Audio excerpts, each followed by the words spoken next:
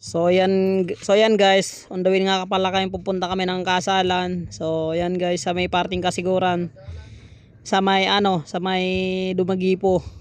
Yan guys, andito na nga pala kami sa Jagyan, palikuan na kami diyan. Yan guys, tuloy-tuloy lang kami, then nabutasan kami dito sa may parting Ditabo. Nagtulak pa kami. Yan guys, nasa Ditabo na nga pala kami. Yan, inuna nung kasama namin yung motor, pinabulkanize. Yan guys, patawid na kami yan sa may Ditabo. Naglalakad kami dyan, Minisma. Yan guys, pangatlong beses namin magpayos ng motor. Hirapan ng pagkasautan dito guys, walang pera, puro exceed namin sa motor at nakapagkasaut na kami. Yan, nakarating na nga kami pala dito sa may pagkakasalan guys, sa may Dumagipo. Yan guys, yan, unti-unti lang, unti pa, sige pa, lakad lang, motor lang, hindi lang.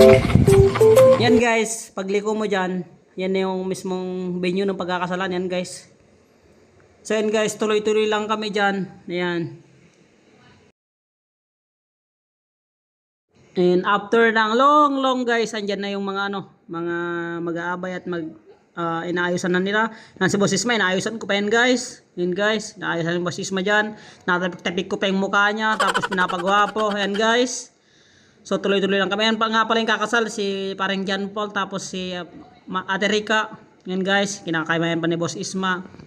Yan guys, so happy daw sila sa pamilya nila guys. Sana happy sila habang sila nagsama dito sa mundo. Yan guys, so sobrang init guys, pinapaypayan ng aming brides. And thank you.